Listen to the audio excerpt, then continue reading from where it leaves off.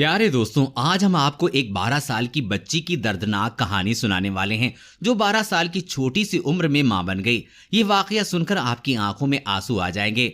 आप इस वीडियो को लाइक जरूर करें। तो चलिए शुरू करते हैं। दोस्तों, पाकिस्तान के किसी गांव में जुबैदा नाम की एक औरत रहती थी। जुबैदा की 2 बेटियां थीं। बड़ी बच्ची का नाम निशा और छोटी का नाम आलिया था। जुबैदा के शौहर असलम का टाइफाइड बुखार होने की वजह से इंतकाल हो गया था।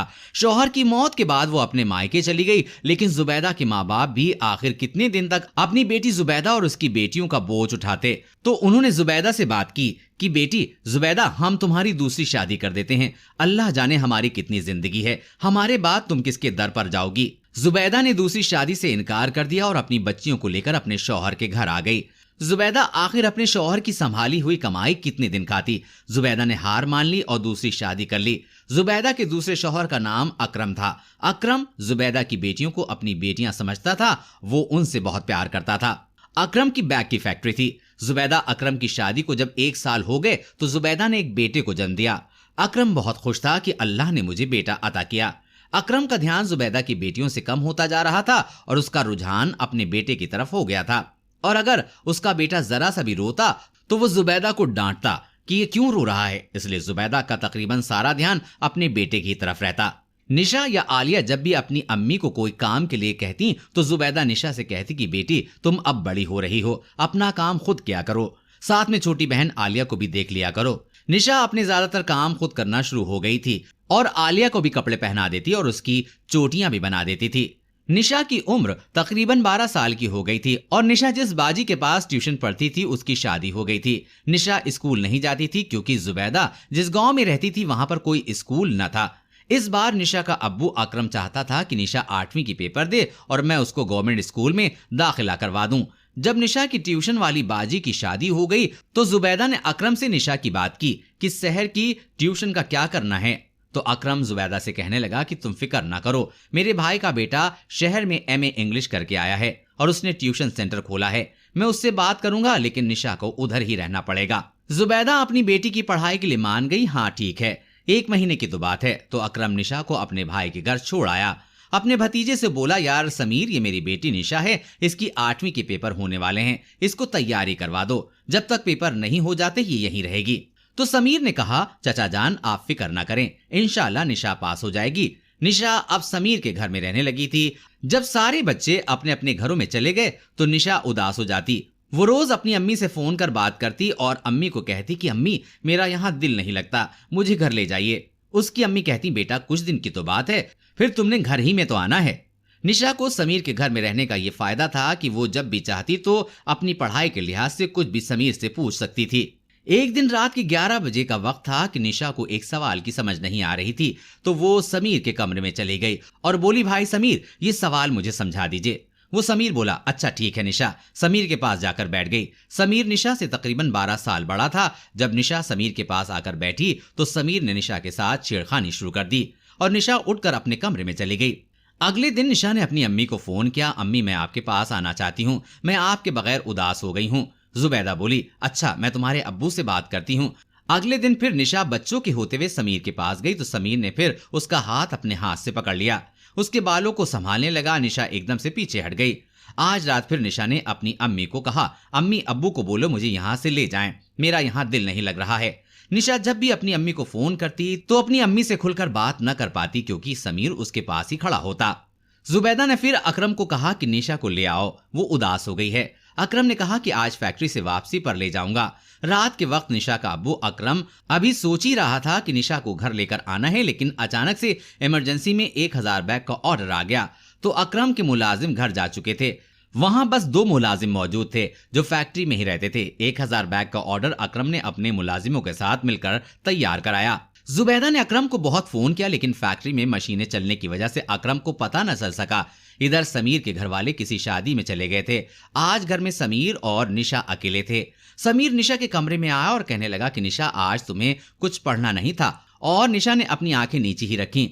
जब समीर निशा के करीब आकर बैठ गया तो निशा उठकर जाने लगी।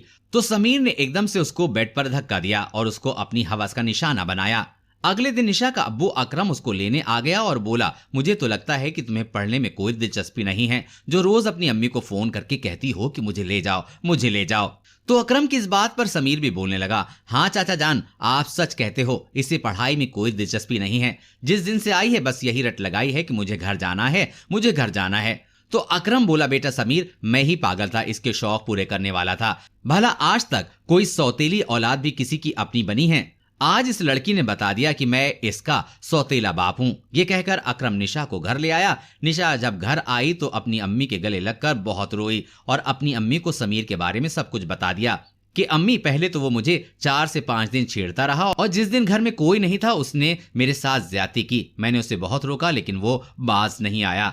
जुबैदा ने जब ये बात अपने शौहर अकरम को बताई तो अकरम ने फौरन अपने भतीजे को फोन किया कि समीर, तुमने ये क्या हरकत की है? तो समीर बोला, चाचा जान, आजकल तो नेकी का कोई जमाना ही नहीं। मैंने तो आपके साथ नेकी की थी और आपने मुझे ये सिला दिया है। अल्लाह जाने कि आपकी बेटी कहां से मुंह काला करवा कर आई है और आप उसका इल्जाम मुझ पर थोप रहे हैं। अकरम ने उसकी बातें सुनी तो उसने जुबैदा से कहा, करवा दी मेरी बेइज्जती? मेरा भतीजा कह रहा है कि मैंने तो ऐसा कुछ नहीं किया और ना ही मुझे इसके बारे में पता है। फिर अकरम अपनी बेटी निशा को कहने लगा, ऐसा कुछ नहीं है, ये सब बस निशा के ना पढ़ने के बहाने हैं, ये सब झूठ है। और अकरम ने निशा के ऊपर थप्पड़ दे मारा और बोला, नहीं पढ़ने जाना तो ना जा, कम से कम मेरे भतीजे के ऊपर इतना गंदा इल्जाम तो न लगाओ। ये कहकर अकरम अपने कमरे में चला गया।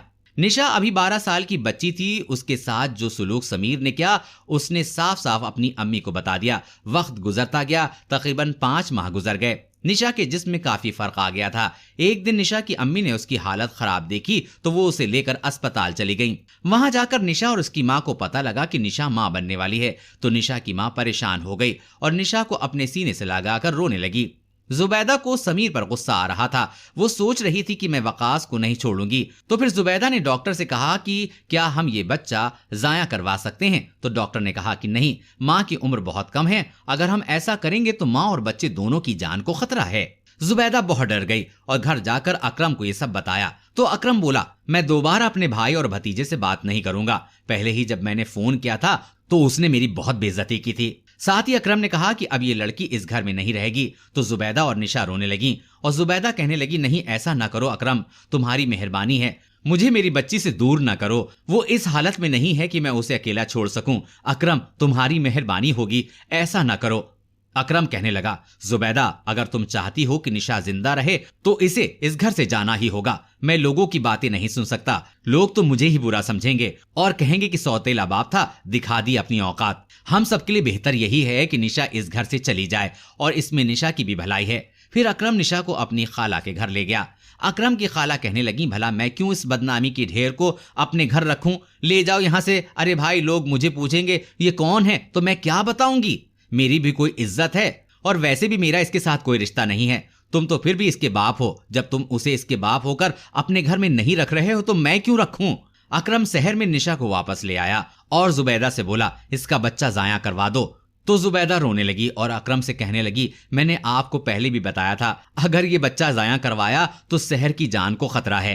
जुबैदा ने सोच लिया था कि अकरम कुछ करे या ना करे, मैं अपनी बेटी को इंसाफ दिलाकर रहूंगी। अगले दिन जुबैदा निशा को लेकर समीर के घर चली जाती है। जब जुबैदा समीर के घर जाती है तो वो अपनी चाची जुबैदा और निशा को देखकर चौंक जाता है और समीर के चेहरे का रंग बदल जाता है।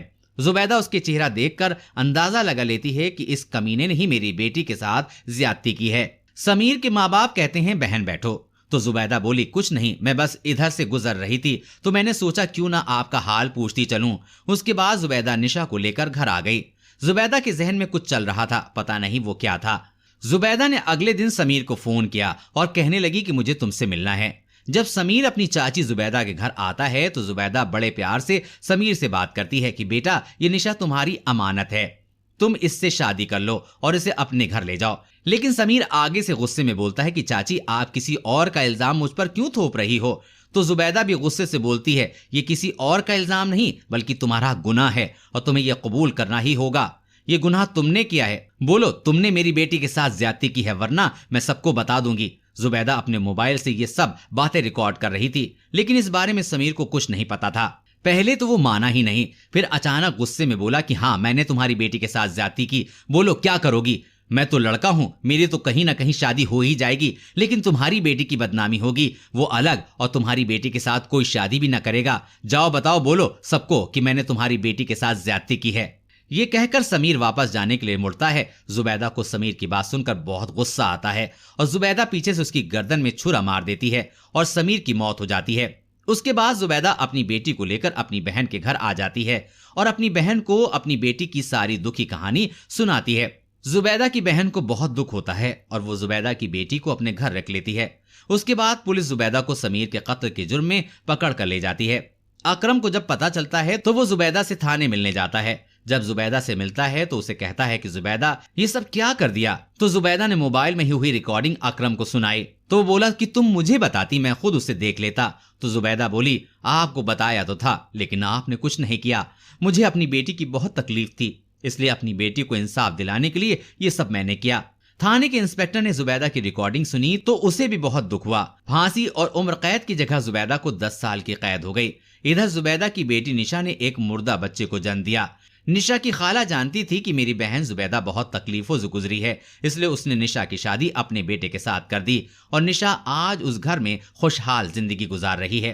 क्या निशा की मां जुबैदा ने कुत्ते समीर के साथ जो किया, क्या वो सही था? क्या वो इसी का हकदार था? आपकी राय कमेंट में जरूर बताइए। और आपको अगर ये वीडियो अच्छा लगा हो तो अपने दोस्तों के साथ शेयर जरूर करें और चैनल को सब्सक्राइब भी जरूर करें।